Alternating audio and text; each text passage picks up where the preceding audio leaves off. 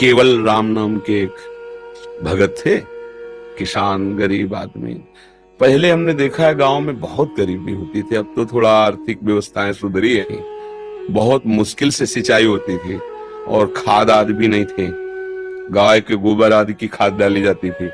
1 बीघा खेत में 6 मन या 8 मन गेहूं पैदा होता था, अब तो 40-50 मन पैदा होता है।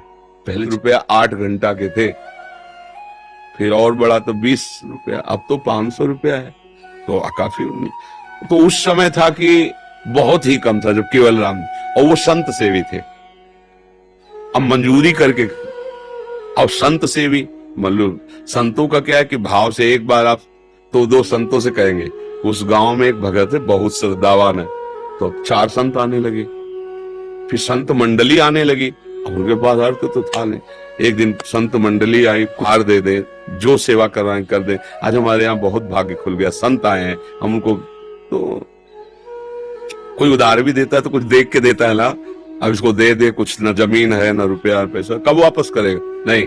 तो एक बड़े चतुर थे, उन्होंने कहा हमें एक कुआं खुदवाना है, तुम कुआं खोद दोगे? पक्का, हम और पत्नी दोनों मिलकर कुआं खोद देंगे, पर आप इतना दे दो कि हमारे संत पाले। उनका जय दिन संत रहेंगे, तय दिन हमारे यहाँ से ले जाओ भोजन। तो आटा दाल घी चा, बड़े प्रसन्न। 2-3 दिन संत रुके, खाए पे चले। अब वो दोनों पति पत्नी कुआं खोदने में लगे। एक फावड़ा मारते राम, राम भगत, वो तसला उठाते राम, नाम लेते हुए ऐसा 60 हाथ खोदो ऊपर थे और बीच से रज भसक गई और कुआं तुप गया। तो 20-25 हाथ मिट्टी उनके ऊपर।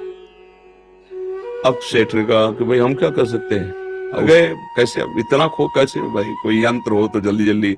और फिर मनुष्य जीवन तो एक क्षण का है, श्वास पूरी नहीं तो मर जाओगे भाई। आधा मिनट, पौन मिनट, 1 मिनट, इसके बाद तो दम घुट जाएगा, प्राण तो मर गए।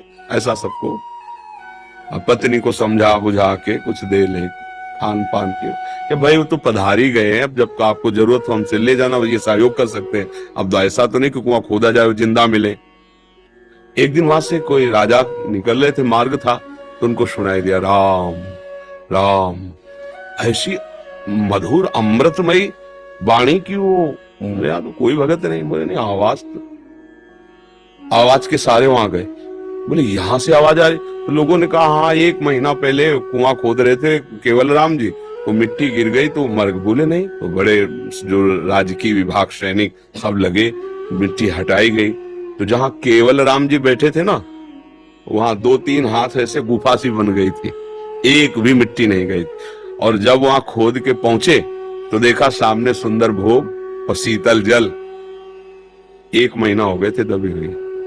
ऐसे बैठने के कारण थोड़ा पीठ टेढ़ी हो गई थी। वो कहा पूरे स्वस्थ, भोजन पानी सब वही। कौन दे रहा है? जो अखिल ब्रह्मांडों को दे रहा है। अगर गृहस्थी में हो भाई, ये बातें हमारी केवल कथा सुनने में तो अच्छी लगती, लेकिन समझ में नहीं आती। अगर हम अपनी नौकरी में, अपने व्यापार में, अपनी किसानी में अपने भगवान के स्मरण को सम्मिलित कर ले तो हम महाभागवत है। बिल्कुल, इसमें बिल्कुल डरने की जरूरत नहीं कि अब हम भजन करेंगे तो गोली कैसे चलाएंगे। वो भी भजन है, जैसे माला से भजन हो रहा है वैसे गोली चलाने। अगर तुम्हारा अधिकार है और कानून व्यवस्था आदेश करती है उसको दंड देने के लिए, तो वो दंड देना भी भजन।